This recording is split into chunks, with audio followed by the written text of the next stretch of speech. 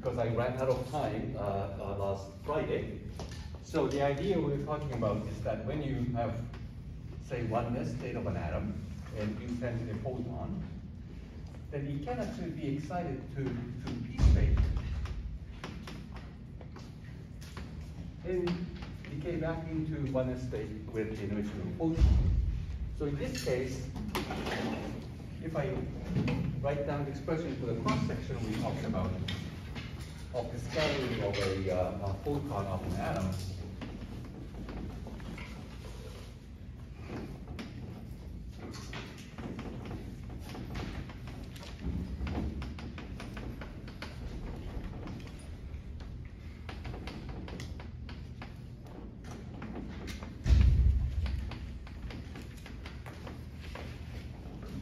so we have the initial state. In this case, this is actually 1s and a photon.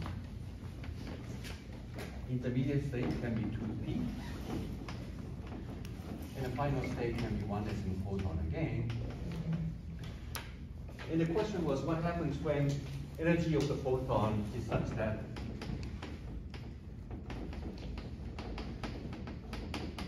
this happens to be exactly energy of the 2p state? Then if that's the case, EI is the sum of the energy of the photon in oneness state. This energy is the energy of this intermediate state. Then it looks like this energy denominator will blow up. And that was the problem we started to talk about towards the end of the class. But it's actually not a problem, and what I told you is the following. In addition to this calculation, which I actually introduced as the language of the Feynman diagram, is the initial state of an atom and a photon coming in. This is the intermediate state. This is the final state of the atom and a photon going out. And each of these corresponds to this interaction Hamiltonian. And we talked about the fact that we have several diagrams of this type. Another one is this. And final one is this initial state. Emits a photon first, and the photon gets absorbed and becomes a final state. And both of these processes don't lead to this issue of energy denominator blowing up. So at least we can forget about this for the purpose of this discussion and focus on this one instead. And then I told you that, well, even if you're actually talking about this 2p state as an intermediate state, you might think you know what the energy of the 2p state is. But when you consider perturbation theory, that energy may be also shifted.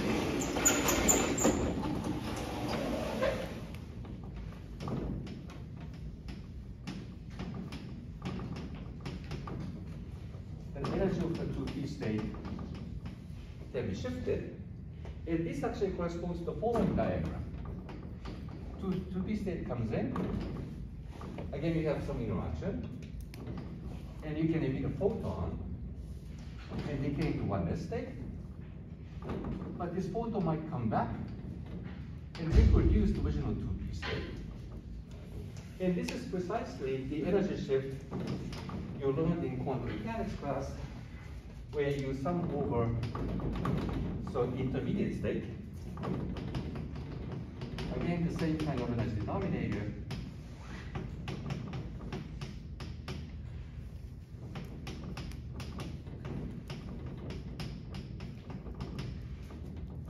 So the idea here is that this interaction Hamiltonian is m over e p dot a, and p acts on the electron initial state in the 2p state. A creates a photon because it contains a creation operator. So with this interaction Hamiltonian over here, then the 2p state can turn into oneness state together with a photon. In second interaction Hamiltonian here, it's the same thing which also contains the annihilation operator for the photon. So photon can be annihilated, and electron can get back up to the 2p state. So this process also exists. And if you're not familiar with the complex analysis and the contour integrals, Bethany agreed to talk about that in the discussion section tomorrow, so please go to that one. And there she was going to tell you that this I epsilon is actually very important. So there's a general identity in contour integrals.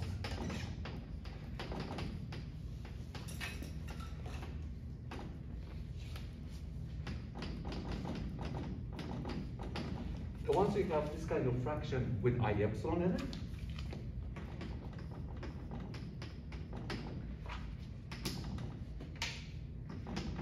here's the general formula.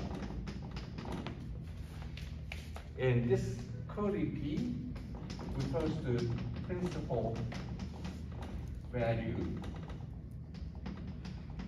integral. And the fact that there's a delta function in it is telling you that this is meant to be inside some integral. For example,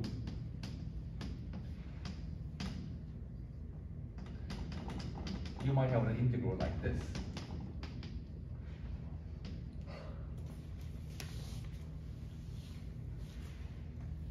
I don't know if this converges, just hold on a second.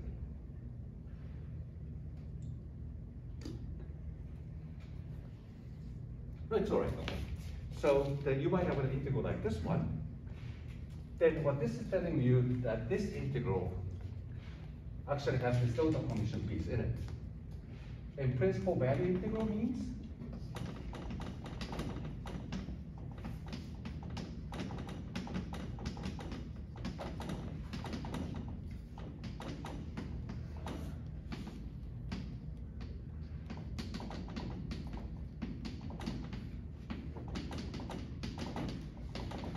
so here I just use this identity, stick that inside this integral, so I haven't changed anything. And then the definition of this principal value integral is that, well, there's an x downstairs, so when you integrate over the real axis, 0 is a singularity. And what you're supposed to do with this principal values prescription is that you avoid this pole just by a little bit, but in a symmetric way in both sides of the pole. So this principal value integral is the same thing as integrating from negative infinity to this minus delta,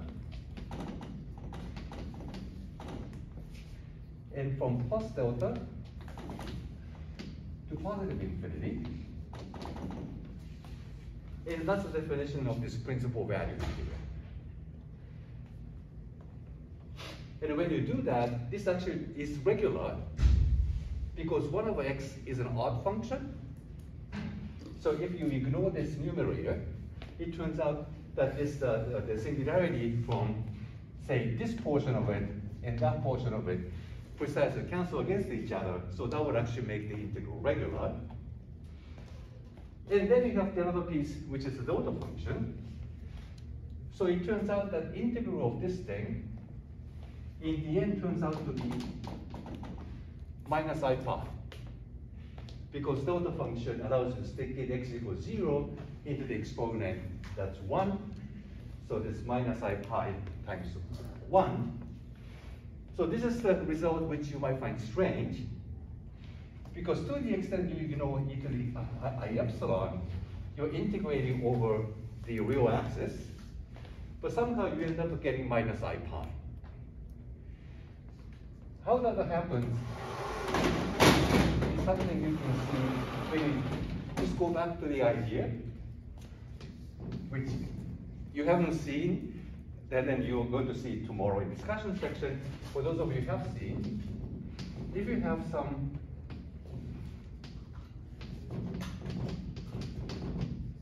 integral like this one on complex x plane. So this is, x is now regarded as a complex variable, as a real part, imaginary part.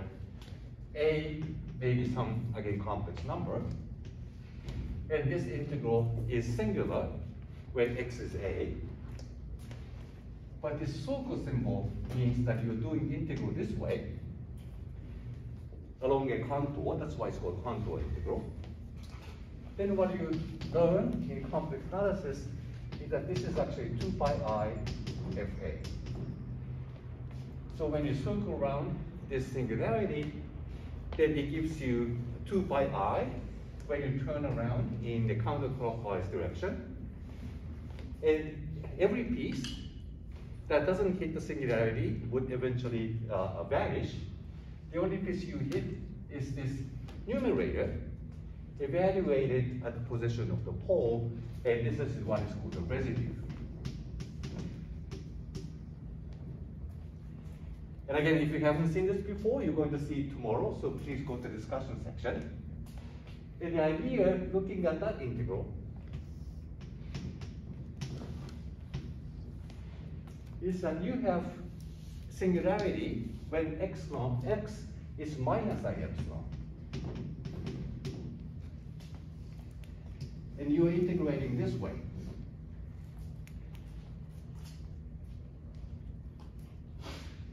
So it turns out that when p is positive,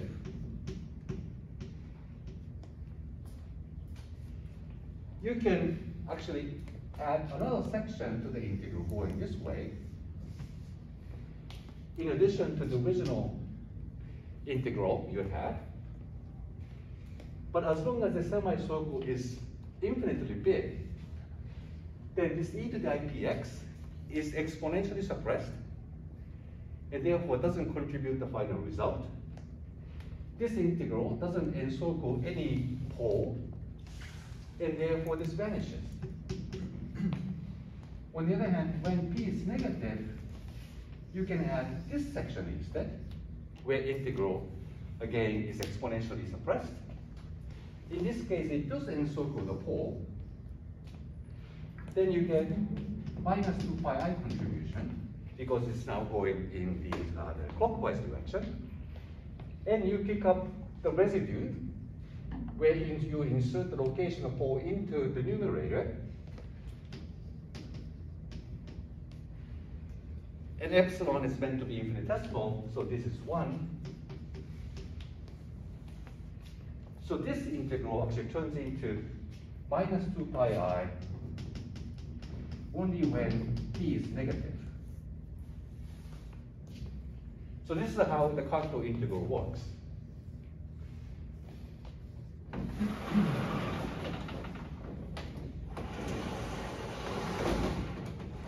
So going back to this original identity, the way you can actually reproduce this result is that you have delta function here.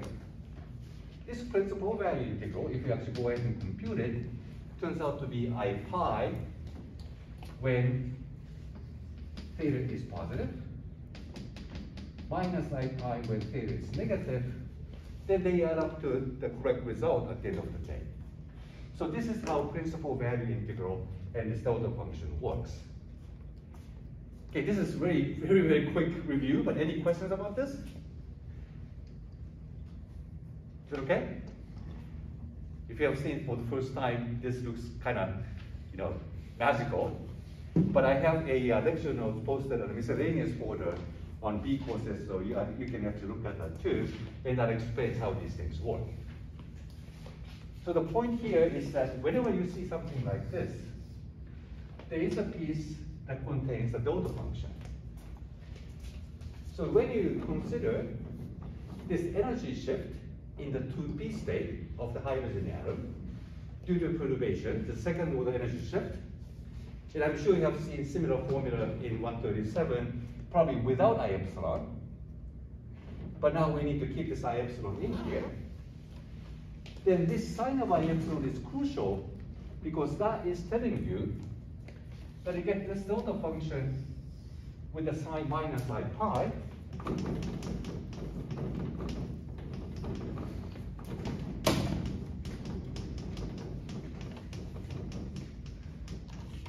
times delta function di minus intermediate state d capital I. And what I was trying to tell you towards the end of the class is that this is precisely minus I gamma over 2 using Fourier's golden rule. And the fact that this sign is minus I instead of plus I goes back to that point that this actually I epsilon is there with a plus sign in the denominator. If I had made a mistake of putting minus I epsilon there, this ends up being plus I gamma over 2.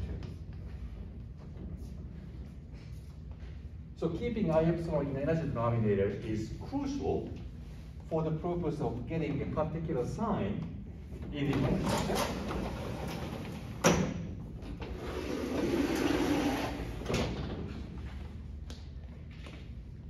And the fact that energy is now shifted is a sign that this state decays.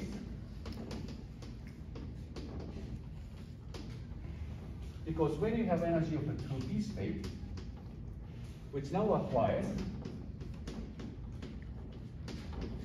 additional p's in energy, which is now complex, but as usual, if you look at the time evolution of that state, time evolution state goes like e to the minus I energy eigenvalue times t over h bar.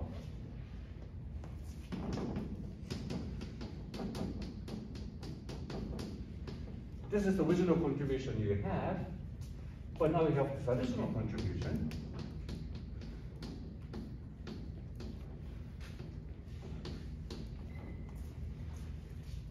And when you take absolute square,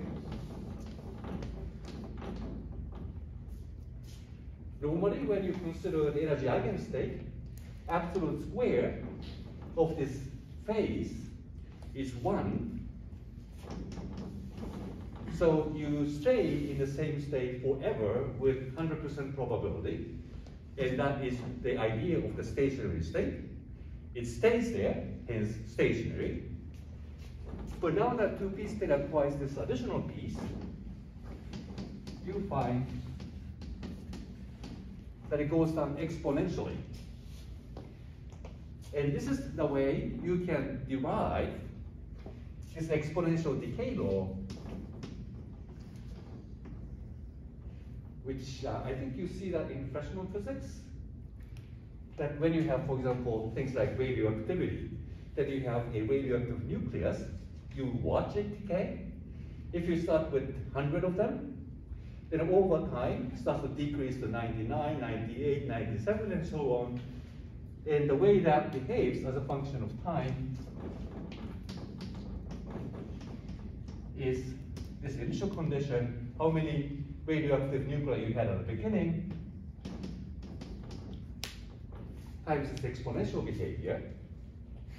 In the way you can actually derive this exponential decay law is due to this idea that energy gets shifted as second order perturbation theory, and through this magic of the complex analysis, this second order energy shift actually introduces the imaginary part to the energy.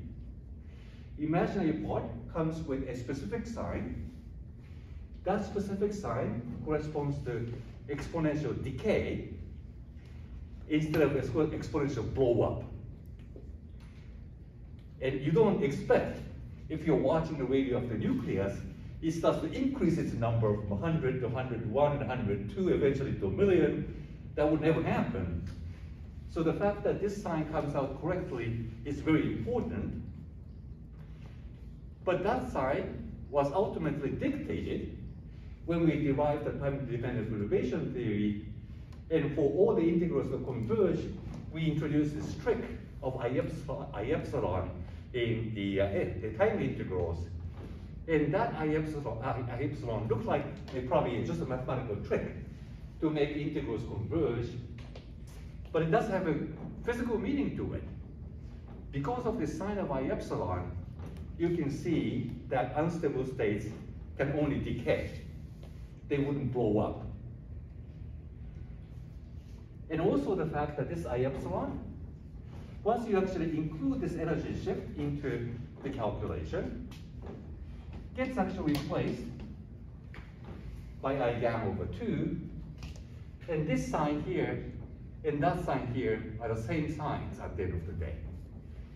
So not only that this I epsilon helped us understand why unstable states only decay rather than blowing up, this also serves as the mnemonic, namely the way we can remember it, that whenever you actually introduce this imaginary part of energy, that's the sign you're supposed to get.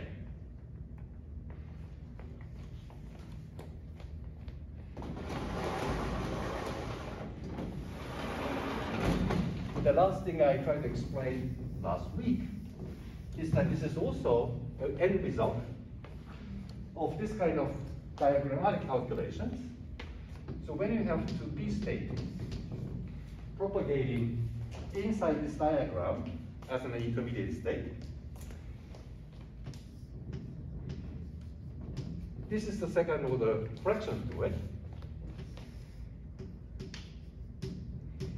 You can actually do this again and again. All of these diagrams exist. So when you include all of them, this is the original energy denominator.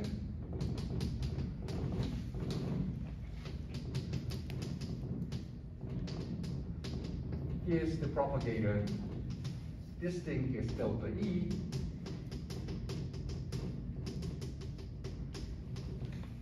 And this is the propagator. And here you have the same thing.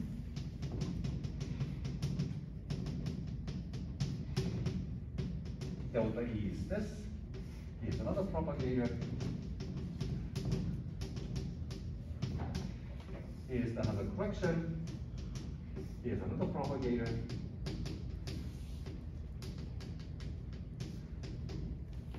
And if you actually look at this series, you can tell that this actually sums up in a geometric series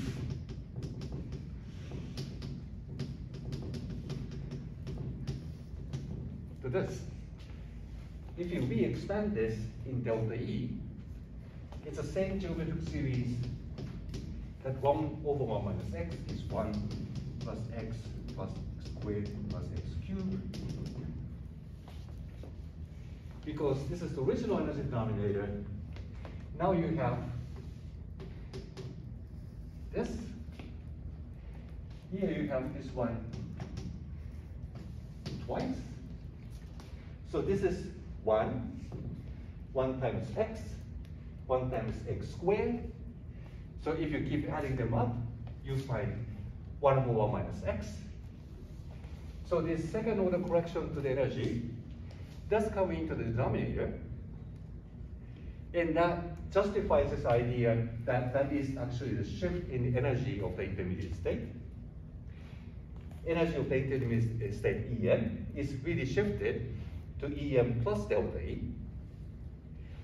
So this expression you learned in quantum mechanics class, that this is the way energy levels actually shift, can now be understood just by summing all of these Feynman diagrams to infinite orders in perturbation theory.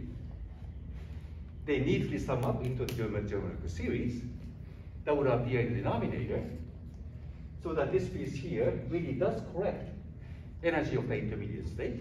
So that's how you can see that this is indeed the energy shift in perturbation theory. But also at the same time, thanks to this I epsilon, this energy shift contains imaginary part to it. So this piece now has imaginary part to it. And that helps us to understand, even when energy of the initial state is exactly right to hit the energy of the 2p, 2p state energy is no longer pure real, but has this imaginary part in it. So this energy denominator no longer diverges, and the cross-section remains finite, as it should. Cross-section is something you can measure in your scattering experiment, And when you look at the sky, you don't see infinite light coming from the sky, which would be the case when you have the infinite cross-section, but you're not going to see that. It's finite. And it's finite because of this gamma piece, the imaginary part of the energy. So if you actually look at the behavior of the cross-section, when EI is close to EM, then behavior is maybe more or less, you can approximate these matrix elements to be more or less constant at those energies because you're looking at the very tiny interval. Behavior is really dictated by imagining the absolute square of this quantity. And absolute square of this quantity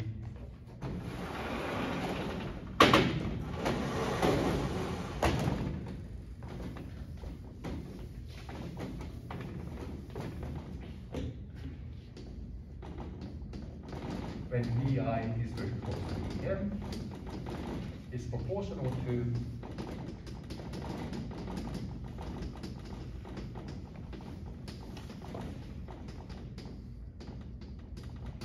this energy denominator squared times constant, and I'm approximating this matrix element to be more or less constant in the vicinity of this of the resonance. And if you just take the absolute square,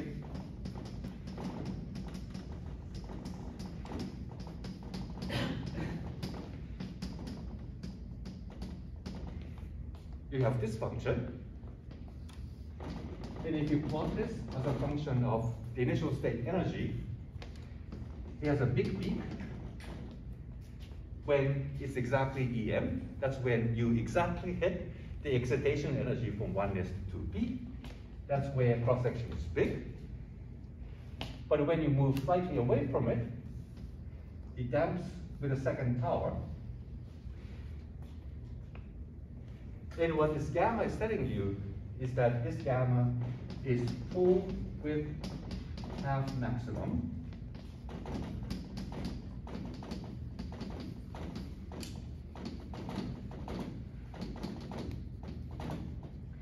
Meaning that you look at the part which is exactly the half of this height at the peak. That's half maximum. And full width is this interval in energy, that's the full width, which turns out to be exactly what this gamma is. So that's why gamma in this expression is called a width.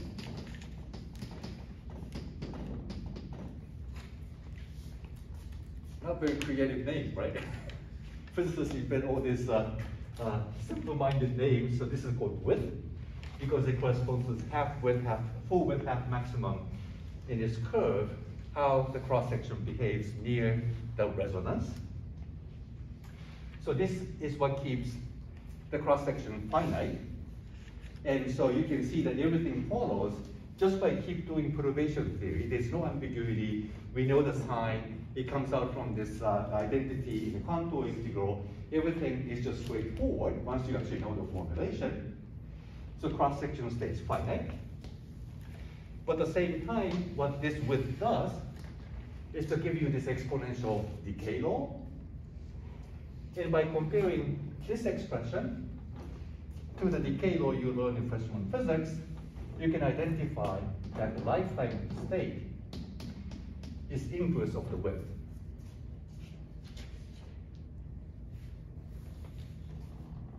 So this is the formula we used when we first computed the lifetime of the 2p state. And I told you that this is the relationship between what you compute as the rate in Fermi's golden rule to the lifetime. And I made a jump from this relationship immediately to exponential decay law. Nobody complained. But now I'm deriving it. Once you have this imaginary part of the energy, then just the usual time evolution precisely gives you this exponential behavior. I'm not making any jump. I just put in the imaginary part of the energy eigenvalue that gives you this exponential behavior. And by taking the absolute square, that's a probability, and that's indeed this exponential behavior as a function of time, where now you have identified that this lifetime, tau, precisely is given by h bar over the width. And this is the lifetime.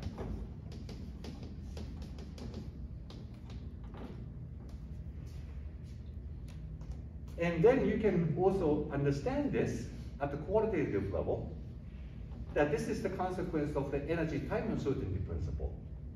Namely that the gamma tells you how energy of the 2p state is no longer sharp delta function, but is spread out a little bit. Energy of the 2p state is actually a little uncertain.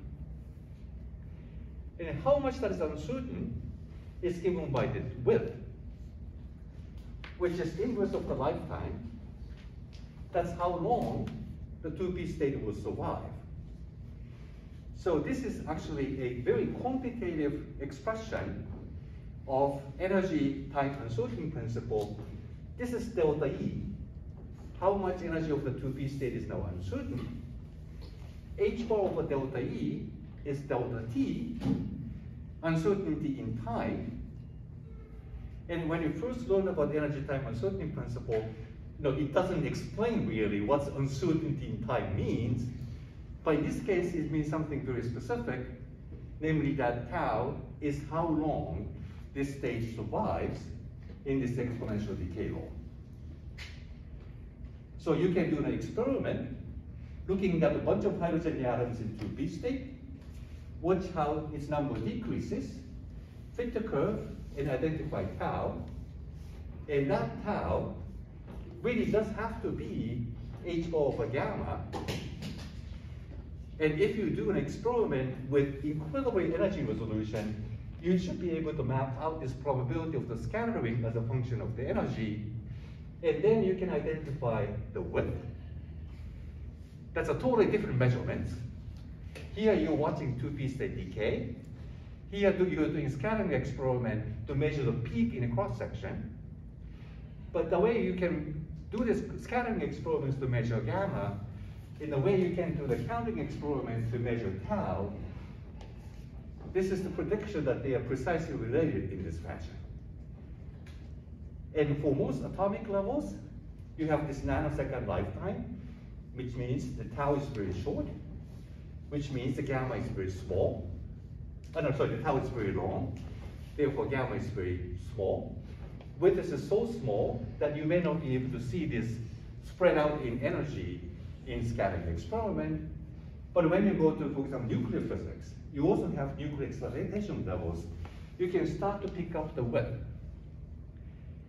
And if you go to particle physics, it turns out that you can even send a photon, in this case gamma ray, to a proton. And it turns out that the proton has an excited state. Going to back down the proton by emitting a photon, that you can really measure this width in the scattering process. And mass of the proton is something like a 938 MeV or c squared. And what is actually in here is called the delta resonance, which I forgot, something like in the same unit.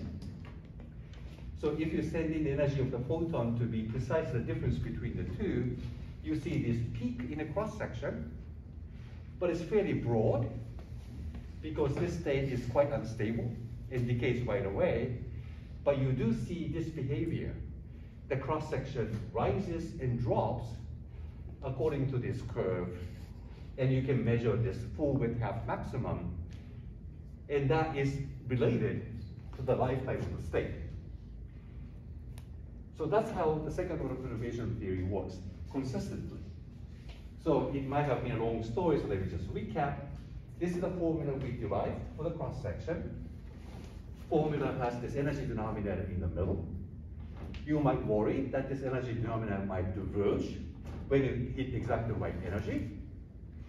But when you actually compute this, you have to be aware that energy of the intermediate state also receives correction from perturbation theory. And that correction is given by summing up all these diagrams. They sum up in geometric series so that you can identify what delta E is.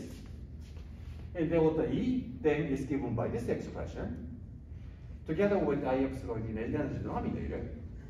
And that actually predicts that there is an imaginary part to the energy shift. And that energy shift is given by the width over 2, which corresponds to how wide this resonant peak is. But also that this width is a correction to the energy that tells you that the probability to stay in that state decays exponentially. So you can tell that that is actually inverse of the lifetime of the state. And that's indeed what happens to the 2p state of the hydrogen atom. Cross-section doesn't diverge, but has this big peak with slight width, because 2p state has now a little uncertain energy because of the width, and that uncertain energy is inverse of its lifetime, a manifestation of energy type uncertainty principle. Okay, so I spoke for a long time. Let me stop here. I think you were raising your hand, right? Yeah. Is the gamma here the same thing as we learned the decay rate? I'm sorry? Is the gamma here exactly the same as the decay rate we've just learned in the past lectures? Yeah, that's right, yeah. So this gamma is decay rate we computed with the Fermi's golden rule, yes. And that's something you can tell by taking imaginary part. Imaginary part of that is given by this. This times this is absolute square of the matrix element. And that's what you use in the Fermi's golden rule, right? Yes. So I'm considering the sign of the decay rate. Is it because we don't expect the state to blow up, so the gamma should be a positive. But does this mean that every state is supposed to decay? There is no state that will increase over time. Well, oneness state doesn't decay because that's the ground state. So yes. that is absolutely stable. But the decay rate we calculate by the transition. We calculate the transition rate, right? So some state decays, and then other state will increase. And it sort of okay. It sort of violates the probability conservation to me, I think. That's a good, actually a very good question. And so the fact that 2p state decays means, of course, the rest. So this is the exponential decay law. This is 2p, and the rest is turning into 1 as a photon. So you have this state now increasing. It's not increasing exponentially though. Increasing exponentially would mean that it goes like this, right? It's not. This is 1 minus exponential. So you can never have more oneness state in the end than the number of 2p states you originally had. So there is a conservation of probability that what remains as 2p state has gone to 1s plus photon states. Total is conserved. Hence probability is conserved. This exponential decay law is what happens when you specifically look at the time evolution of a 2p state, which now acquires this imaginary part to it. So that does decrease, but this portion increases. It doesn't increase exponentially, but it increases as 1 minus exponential, and the total is always the same, and hence total probability is conserved. Okay. Does that answer your question? Yeah, but it still feels weird because the decay rate, the exponential decay law should apply to all states. To the 2p state, yes. But the 2p state alone. Yeah. The time evolution operator in the time-dependent derivation theory is still unitary. So the total probability is conserved. Okay. But when you do this product of unitary matrices, and you sum over, the rows and columns in between, but if you specifically look at only one of them, it doesn't sum up to 1, right?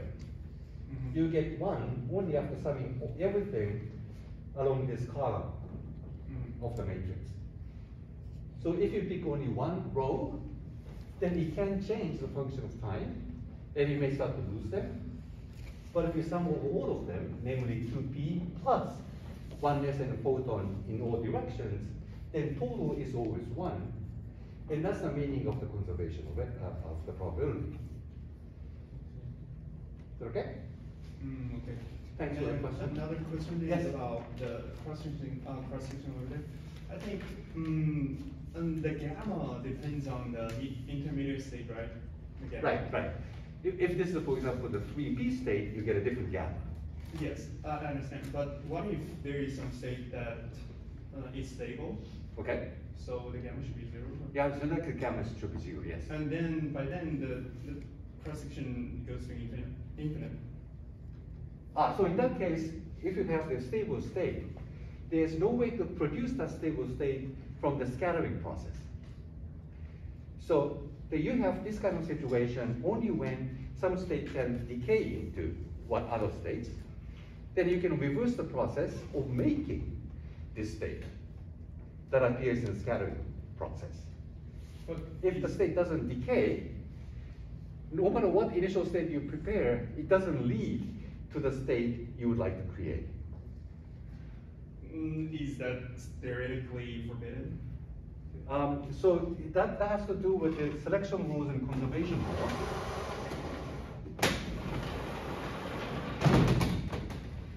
To the extent we know, proton is stable.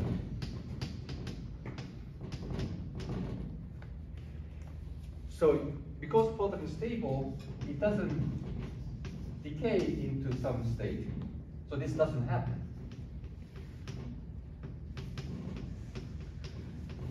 Which means that you cannot reverse it, that some initial state would form a proton. You cannot do an experiment like this. So stable particle means you cannot create it as an intermediate state as a part of the scattering experiment.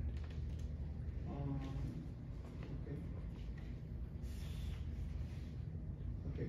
Of course, there's a speculation that proton might actually decay. And we know that lifetime of proton is so long that it's bigger than 10 to 34 years.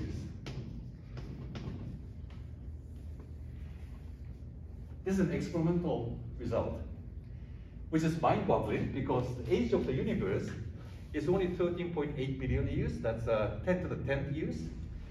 This is 24 orders of magnitude longer than the age of the universe. How can you possibly get an experimental data like this? The idea is, again, this exponential decay law. If you're watching one proton, you have to wait at least 24 orders of magnitude longer than the age of the universe to watch it decay. But if you start with 10 to the 34 protons, watch them, one of them might decay in a year. That's what this formula is telling you. And that's what experimentalists did. There's a huge water tank called Super Kamiokande in Japan, which has a 50,000 tons of water. And they just keep watching. And they have not seen a single proton decaying over 10 years of experiment. And that's how they found this lower limit on the lifetime of the proton. So that's why at least we think proton is absolutely stable, but of course it's science. So the only thing you can say is that there is a lower limit on the lifetime of the proton. So this number is likely to increase. Yes, as you keep doing experiment, until you find it decay. Yeah, exactly. And so that's how we know. And therefore, if some object doesn't decay, then you can design a scattering experiment so that this stable state can be produced as an intermediate state. So again, if there's no width to the state, you might worry that this diverges. But in that case, you can conceive or come up with the initial state that will lead up to this stable intermediate state.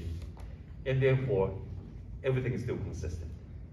Yes? How do they keep track of every photon in the water tank? So the idea is that you have this water tank, which is surrounded by a bunch of photomultiplier tubes. 11,000 of them, and you just keep watching water to see if there's any flash of light coming from the middle of the water tank.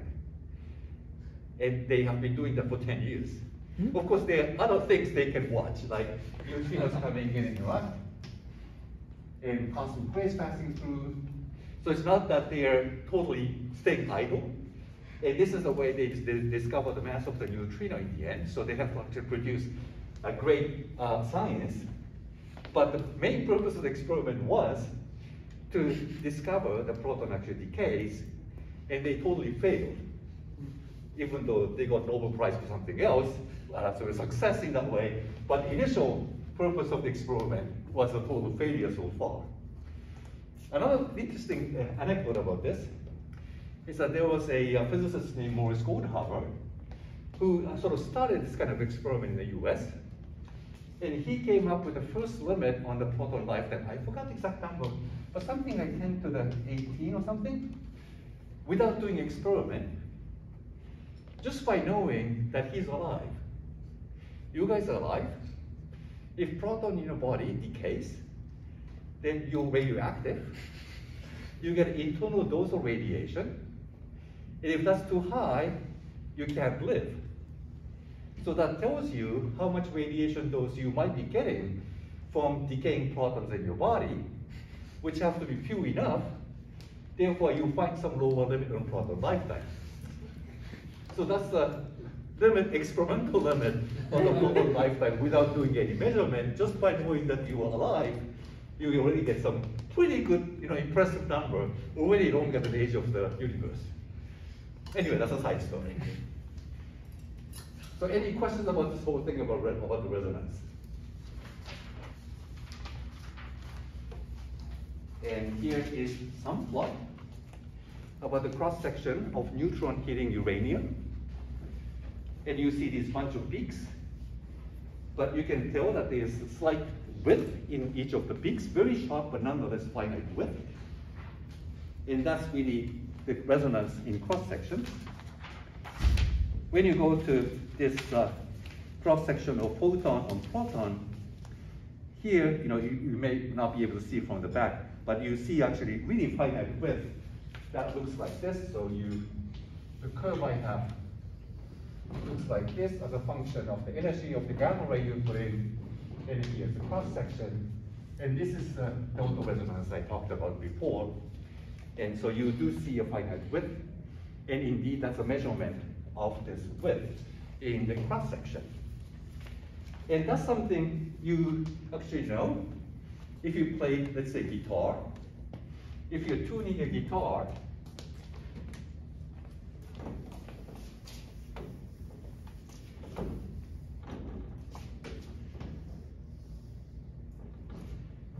I'm not very good at drawing.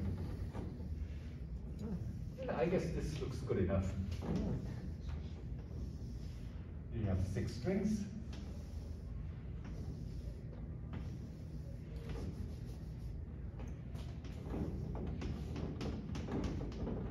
And if you actually do play the guitar, the way you would tune, for example, this E string and A string, is that you play harmonics and make sure that they would give you the same pitch. But if they don't give you the same pitch, namely it's not tuned quite right, your sound will go up and down, which is called a beat. And only when you have completely well-tuned the strings that this beat stops, becomes so constant, and that's when the strings is perfectly pitched. But if you go to the violin, the same thing. If you play this bow, what you find is that the other string starts to vibrate.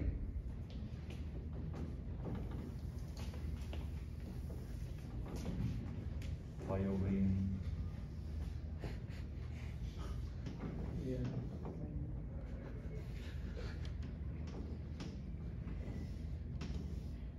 So if you play one string, by keeping a finger on the other string, and if they're in a perfect pitch, then playing this string with a bow such that the other string also vibrates at the same time.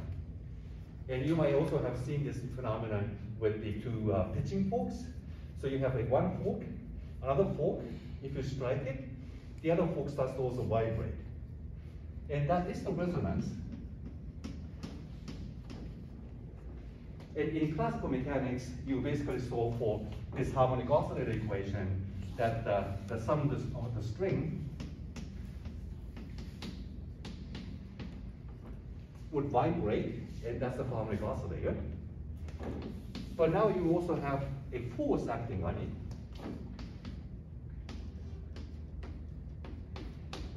With some frequency of its own. And if you solve this equation, it turns out that how much this vibration grows turns out to be given again by this kind of formula. And that's also resonance, the same behavior. So when you hit it exactly right, then this becomes very large. But what I forgot to put is the friction term. The friction goes with the velocity. So when you have velocity, the friction tries to stop it. That's why the term is proportional to F dot instead of F double dot. And this term does appear in the same way that the width appears in quantum physics resonance. So that gives an idea that gamma, or this friction, is really what let the state disappear. It's a dissipation of some sort. So exactly the same equation applies to this forced oscillator.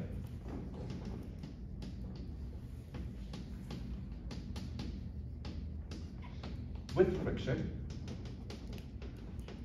and the resonance.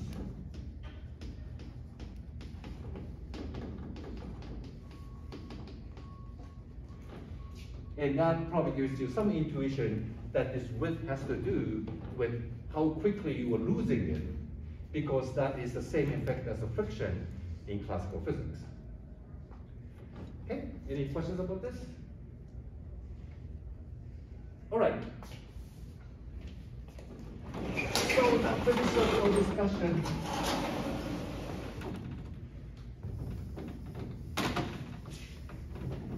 of quantization of electromagnetic field interacting with non-relativistic matter.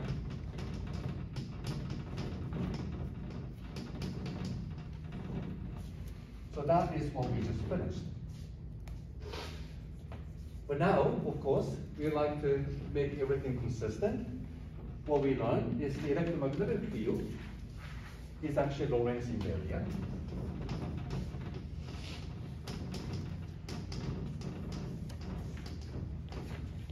And relativistic.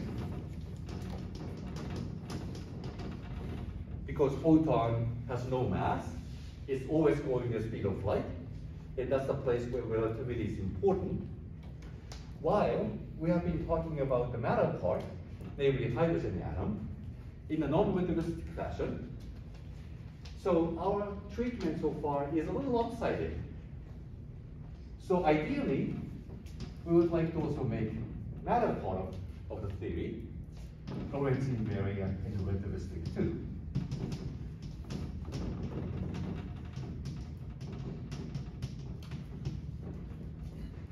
So the question is, how do we do that?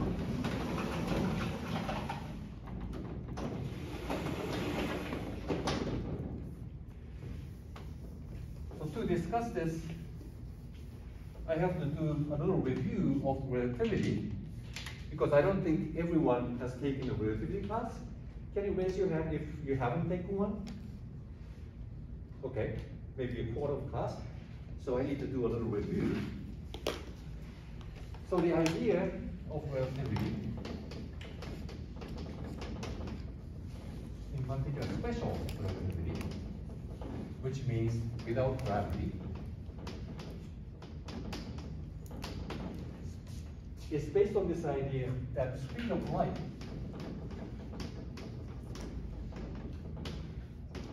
is the same in all reference frames.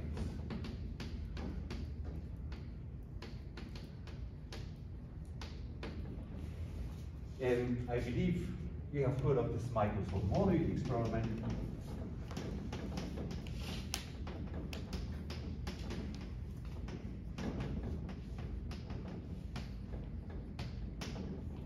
Where they try to detect the impact of ether, which was supposed to be the medium for electromagnetic wave.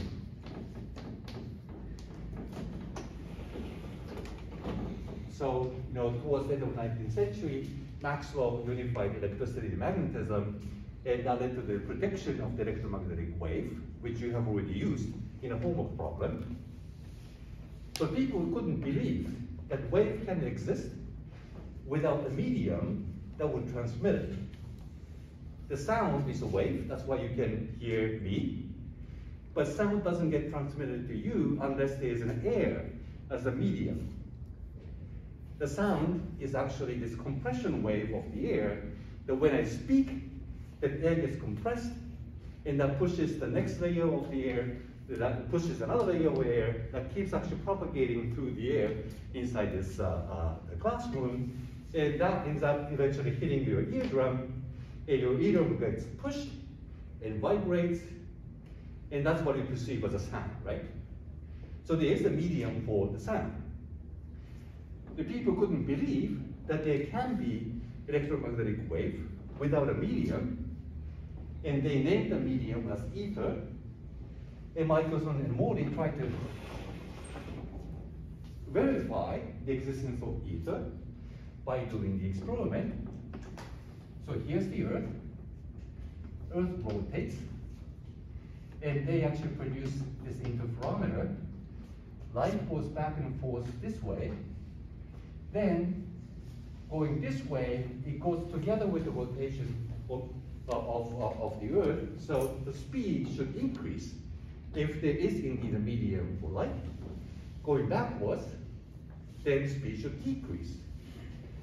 If the light wave is going orthogonal to that direction, then there should be no impact of the Earth motion on the speed of light. And they try to actually measure the time lag between light goes this way and coming back, so light goes this way and coming back, looking at the interference of light between the two paths, but concluded that there was no difference. That was a Michelson-Morley experiment. So even when the Earth moves, it doesn't have any impact on the speed of light. Hence, speed of light is constant in all reference frames. So that was the idea of the Michelson-Morley experiment. And that forced physicists to accept this very bizarre idea that if the speed of light is the same in all reference frames, then time is not the same in different reference frames. How time passes depends on how you move, and that's a time dilation effect. So the idea is that if the speed of light is constant c in one reference frame,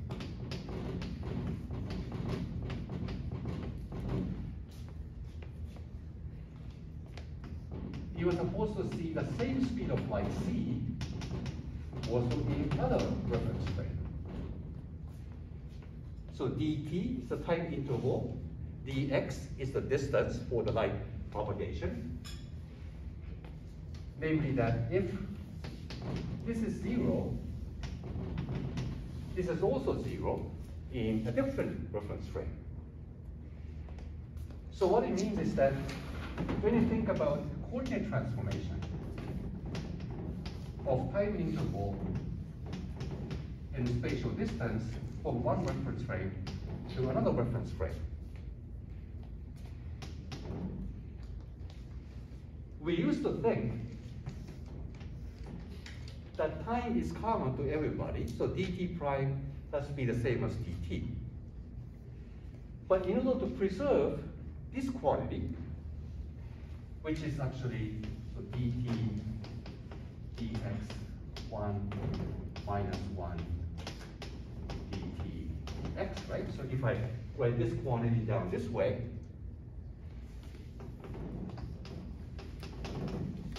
and the idea is that this has to be the same in all reference frames.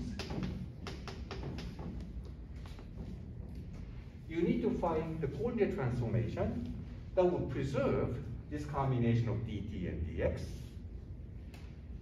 And this is now a simple mathematical problem with the matrices. What is the transformation you can do so that this matrix 1 minus 1 remains unchanged? And that is what is given by Lorentz transformation.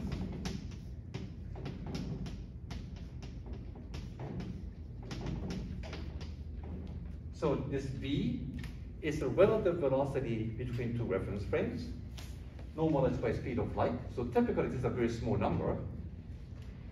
Gamma is just given by this combination of it, 1 minus beta squared square root inverse. And when you actually look at this matrix, you can quickly see that it keeps this combination invariant because this dt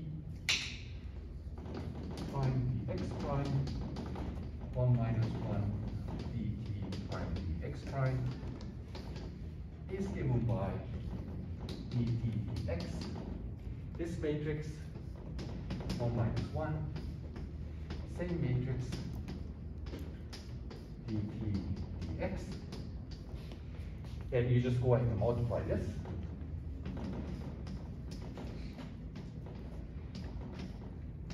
Okay, gamma beta minus gamma beta minus gamma, then gamma squared minus gamma squared beta squared, gamma squared beta minus gamma squared beta, so that vanishes. Gamma beta gamma minus gamma squared beta, so that also vanishes. And here I have gamma squared beta squared minus gamma squared.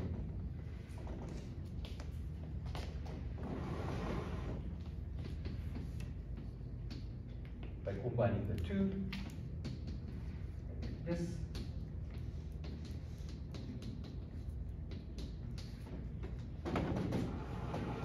and using a definition, gamma squared is 1 over 1 minus beta squared. That cancels 1 minus beta squared, so that's 1. And this is just a negative of that. Namely that this, after transformation, is the same as before the transformation.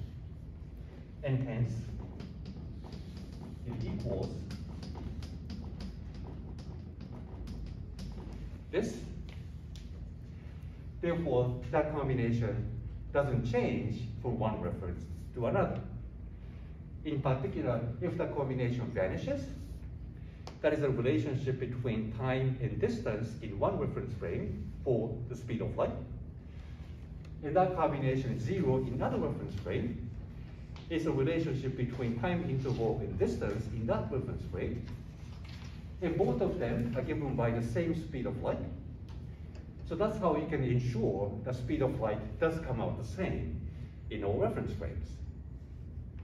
So that's good, but you sacrifice something, namely that time interval in the new reference frame is now different from time interval in the original reference frame. Because if you're looking at an object sitting at rest, then dt time passes, but dx, it's sitting, so that is 0 in the reference frame. If you go to another reference frame, then dx prime is gamma beta dt. And that makes sense. So if speed is very small, that is the case when I walk, it's a very slow speed. Maybe you guys can walk with relativistic speed, I don't know. But gamma is more or less 1. beta is V over C times C dt. So this is approximately V dt. So that's how you can see the object is now moving with velocity V in a different reference frame.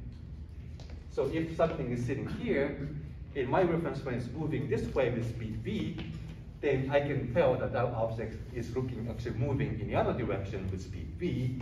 So that's exactly the right relation you want. So that makes sense.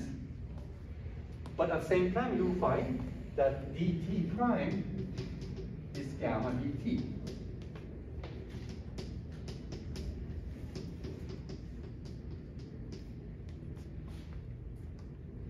And this square root of 1 minus b squared minus c squared is always less than 1. So what that means is dt prime is bigger than dt. Namely, if you are in a moving frame and measure some time interval, dt in the rest frame is less than that. And that's a time dilation effect, right? And I bet you have done this homework problem that muons actually are generated high up in altitude, around 20 kilometers. Muon has a lifetime, exponential decay law, with only 2.2 microsecond lifetime. Normally, you wouldn't expect that to reach the ground because it should decay right away. But because of time dilation effect due to this square root of 1 minus b squared c squared, you do observe muons on surface, and something like 1,000 muons are going through your body every minute. And you don't feel them, but they are. So the fact that muons actually reach the ground means the muon lifetime is time dilated, and that's a relationship between one reference with another. So this is all consequence of the simple fact that you're supposed to use the same C in different reference frames, so that this combination shouldn't change from one reference frame to another. That already tells you that the kind of coordinate transformation you can do has to come with this form, expressed in terms of the relative velocity between two reference frames. And that immediately tells you that time is not common between two reference frames, and that's a time dilation effect you have learned before. And this matrix is what is called the Lorentz transformation.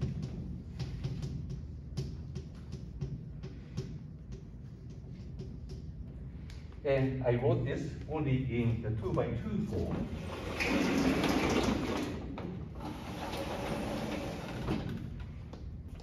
But of course, when you include all three dimensions of space, it's a 4x4 matrix. And you're looking for transformation that doesn't change this matrix, so that combination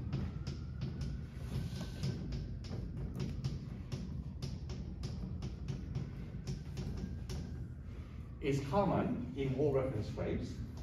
The Lorentz transformation shouldn't change this combination, and this combination is called the proper time.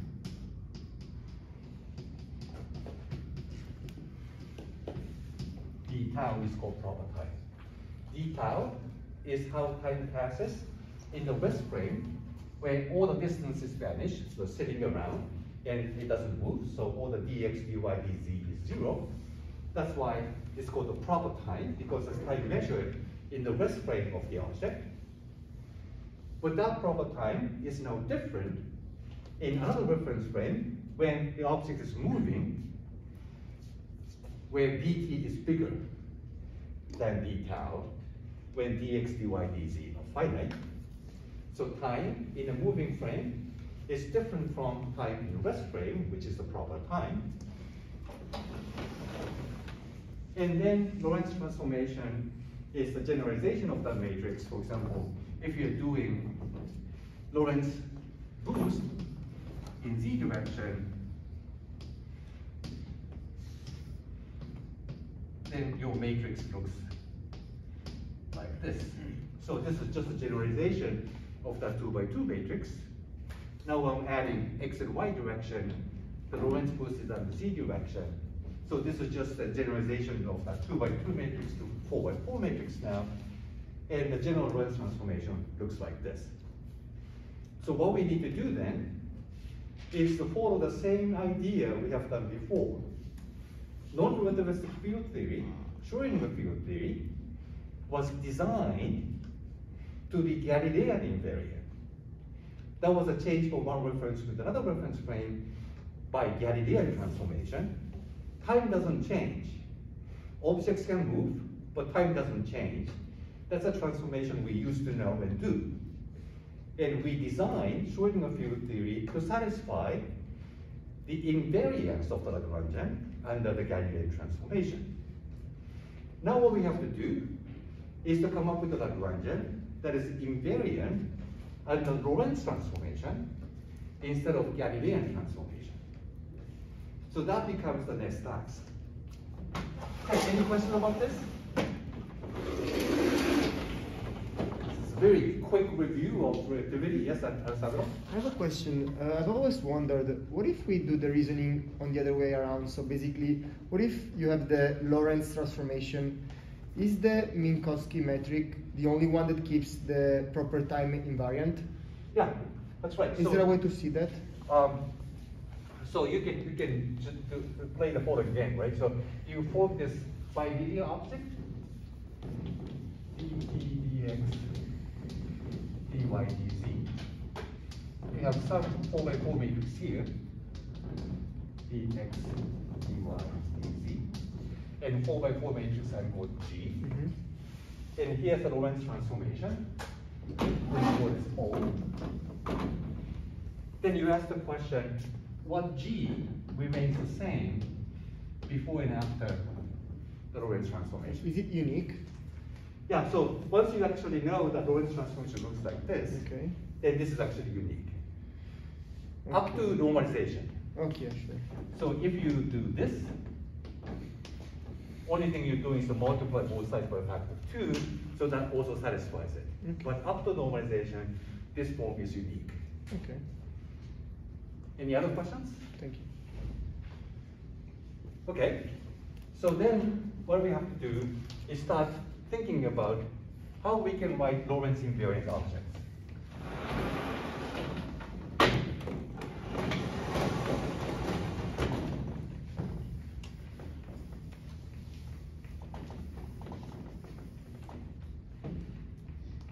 So in the case of point particle,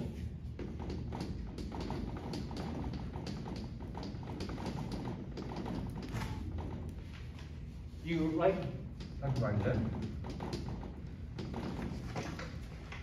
for the position of the particle moving as a function of time, right? That's what you do with the usual non-relativistic particle. And that's the action for non-relativistic particle. And from this, you derive P by taking the root with respect to x dot, which is nx dot. Hamiltonian is P dot x dot minus Lagrangian, because x dot is P over m. In Lagrangian, you also rewrite x dot using P over m. It cancels the half of it, and you end up with the usual Hamiltonian for non-relativistic particle. Now that we know that that combination of proper time is what remains invariant on all reference frame, your action turns out to be given by proper time itself.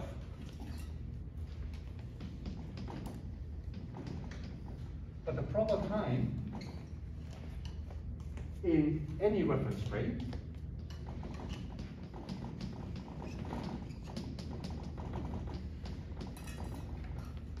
is given by this combination according to that definition.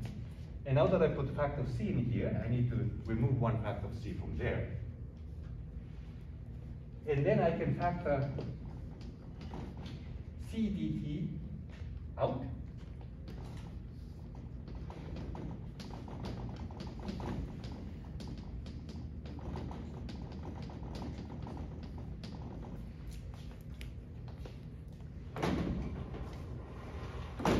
from this expression, if you do a non-relativistic limit when velocity is small, I can expand this square root out.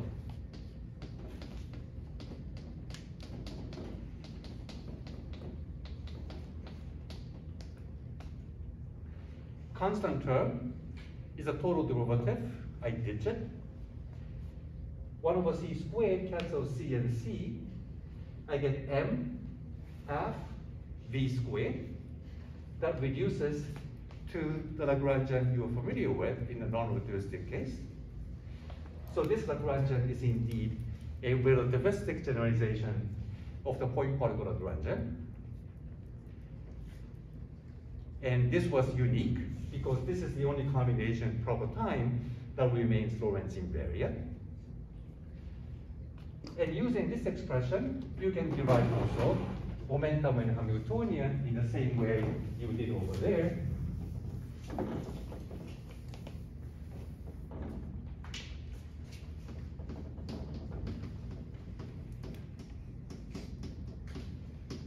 Now we know Lagrangian is minus mc squared 1 minus 1 over c squared x dot squared.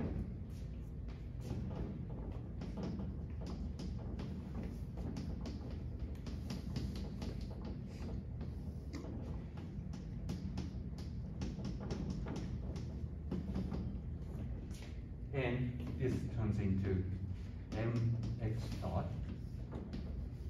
1 minus beta squared, that's the v squared over c squared, and that's the formula you know for the momentum.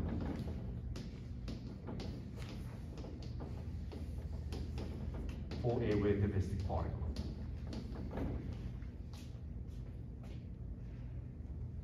So you don't need to, everything can be derived from this Lagrangian, and that's what it's supposed to do.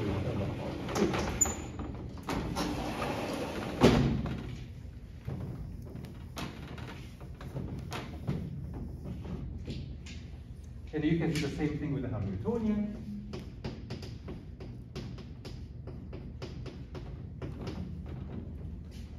And I don't do the algebra here, but there are two ways you can write it.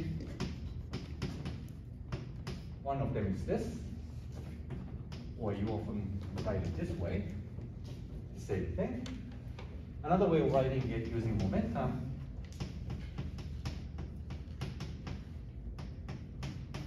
is this. And again, this is the formula you might have seen in the freshman physics classes. And now that you have expression for Hamiltonian momentum, you look for a combination that's invariant, and that is energy, namely eigenvalue Hamiltonian, minus p squared c squared. Because if you look at this combination, you square this, you subtract p squared c squared, what remains is m squared c to the fourth. So that's given by only the mass of the particle. And that doesn't depend on reference frame. That's an intrinsic property for the particle. So you learn this combination is Lorentz invariant.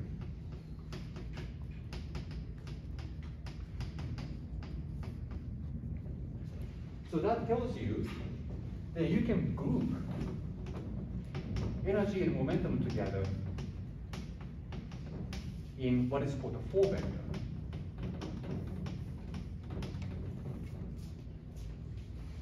So this is supposed to be momentum analog of dt and dx we talked about. And the idea is that this is the time component of the momentum vector, which is used with this index 0. These are the spatial components of the momentum vector, x, y, and z. You group them together into a 4 vector, because now you're dealing with 4-dimensional space and time together. And you form the same combination of p mu, 1 minus 1 minus 1 minus 1 p mu, which is E over c squared minus p squared. And according to this formula, that is indeed constant. That doesn't depend on the reference frame. So what you learn here is that once you know some object is a full vector, you can always form Lorentz invariant by sandwiching this 1 minus 1 minus 1 minus 1 between two full vectors. But writing it this way is cumbersome. So we introduce this notation. When you have index upstairs, there's a normal vector, or usual vector. And for some reason, usual vector is named contravariant vector. If something is contra, it doesn't look usual to me, but anyway, that's the name in the literature. And you also define lower index, which is called covariant vector.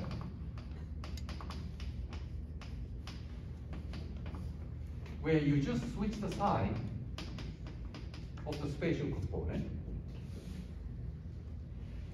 And then this combination can be written as P mu, P mu. So if you sum over repeated indices, Einstein's convention, but only when you have repeated indices, one upstairs and one downstairs, you are allowed to contract the indices to form invariants. And if you take that rule, then this one is this contravariant usual vector where all components come with a positive sign. This one downstairs is the weird covariant vector where the sign of spatial components are now flipped. And if you sum over indices mu, that indeed is the same thing as this combination, which is this, which is indeed Lorentz invariant. So that's how you end up writing Lorentz invariance. So whenever you have a full vector, you sum over indices, one upstairs and one downstairs, and after summing over all these indices, you find something that's Lorentz invariant. So the rule of thumb is that you always use this contraction between downstairs and upstairs. And now my time is up, so let me just give you an upshot on where we're going. So now that you have learned how to build Lorentz invariance, first thing you want to try is whether you can generalize Schrödinger equation to come up with relativistic quantum mechanics. Is there an analog of Schrödinger equation that's Lorentz invariant? It turns out the answer is no. You can't do it. So it turns out that you have to give up the hope of coming up with a quantum mechanics that's Lorentz invariant. So you go a different route, and that's the relativistic QFT. And this one works. So what we're going to talk about on Friday is this attempt of building relativistic quantum mechanics, why it fails, and then go to relativistic QFT, and start looking at the relativistic QFT of different examples, starting with spin 0 and spin 1/2. And then in the end, you put everything together, you write interactions among them, and then that would end up being eventually the quantum electrodynamics. And that will be the last subject of the course. Okay, any questions?